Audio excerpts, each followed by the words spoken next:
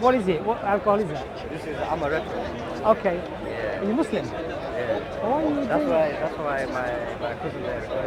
Okay, put the lid on, put it away. Let's have a chat. Come on. This is what I'm going. Let me just. Yeah.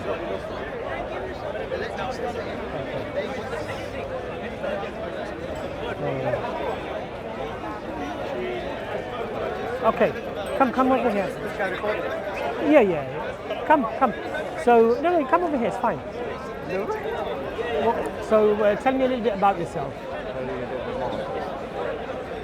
What's your name? My name's Zohaib. Zohaib. I'm going to be 26 next month. Mashallah. Okay, nice. I work as a financial trader. Okay. But yeah, In the city of London or? self-employed. I used to work with JP. But now, Okay, you used to work for JP Morgan. What do you do? Currencies or currencies? Yeah, at the beginning I dived into it. When I started probably 16, 17. But then since then I've branched out. So you Well, not branched out, but I've specialized in currency. so you invest your own money or you go through a brokerage or? Now obviously I do my own money. Okay. All right, it's interesting. That's nice. So I know that I'm speaking to somebody who's got a brain, right? Now, let me ask you a question. You do your deals predominantly with what, charts or? Charts, fundamental data. Okay. So when you're following a chart, you're looking for certain signals to work out a probabilistic, chance of it going up or going down. Yeah. Is that fair? Using technical analysis. Yeah. Technical analysis, Yeah. but you're building you're making your decision based on a probabilistic analysis. Would that be fair to say? And depending on whether you're going to hold a short or a long position, you're going to do it in relation to the probability of it going the way you predict it to go, right? Would that be fair to say? That'd be fair. Yeah, normally if something is already in a downtrend, Right. probability is look for a pullback. Right. And then look for a short, Right. W's and the P's and this and that, and all the double tops, double bottoms, Okay. triples, yeah. Okay, all so of that's that. right. Yeah. And you diligently look at those things and analyze those things, and you contemplate about those things. For what reason? For what reason? For money. For money. Yeah. So I And can buy things like this, yeah. and so you can buy nice things. Yeah. Would that be fair to say? Yes? Okay. Now let me ask you another question. If you used a probabilistic analysis of the Quran, of Islam, and you were overwhelmingly convinced that it was true, Then I wouldn't do the stuff that I do. would it alter the way you behave? Now that's the issue that I have though. The issue I have is that even my brother that can vouch for me that I still pray, still read the Quran. I even have a hafiz that I see weekly.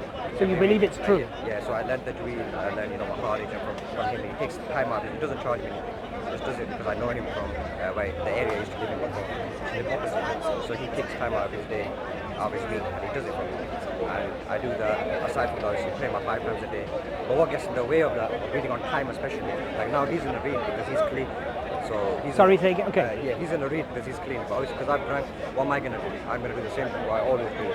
Wait till it gets to the night when I get home, and then I'm going to read the qasas and go through it that way. So I'm still reading, but I'm not getting the full reward. So, do you believe Islam is true? 100%. Without a shadow of a doubt. Do you believe that not following Islam is harmful? Yeah, 100%. Because every single thing I've seen in Islam, there's a reason behind it. Whether it was swine, whether it was alcohol, whether it was smoking, anything. Whether it's zina, everything. Like that's something I haven't done. Okay, alhamdulillah. Yeah, I haven't. That's something on the positive side I haven't done. Okay. Yeah, so nice. So, you wish to save yourself harm when it comes to losing money, Yeah. so you spend a lot of effort and time Time. Yeah. to ensure that you protect yourself from any potential loss and you maximize your benefit. Yeah, that's what it's all about. Right. Small risk, large reward. Right. Maybe a risk of, let's say, $1, 10 tips. That's a risk. So even if I lose 2 times, 3 times in a row, it's unlikely. Let's say 30 pip loss, no problem. Because when I hit one which is clean, that's gonna what's also gonna get me 70, sometimes 100, 150 pips. So the risk reward is always in your favor. Okay. And I suppose you can say the same thing about sins and good deeds. I've heard people say, the stories from, I've heard from ulama, I've heard stories about, people who are massive sinners, can't remember their name, massive sinners. But what he used to always do was, he used to count his sins at the end of the day. He used to say, okay, in this day, what the good I've done, the good I've done is amounting to this much, and the sins I've done is amounting to this much. And because of this, because he actually calculated everything in a day, he was honest with himself, then he went to Jannah, but he had a good death. But can't remember who this person is or what his name was. But it's something that I've heard from in the mouth. So my question to you was, to save yourself from monetary harm and to maximize your benefit and your profit, you adhere to a system that requires you to make quite a lot of effort and invest a lot of time and energy. Years, years. Okay. Now, since you already do believe in an afterlife, let me ask you a question. Is there anything more valuable than Jannah? Nothing more valuable. Nothing? Nothing great, nothing. So now the question I'm going to ask you. You know what's coming next? What's next?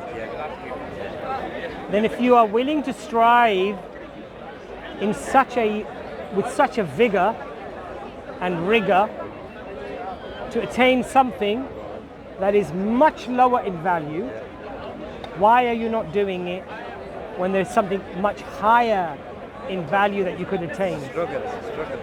No, but it's other things in life, not sometimes about money, it's about maybe the other things in life that make people do this stuff, that they want to drink, they want to smoke.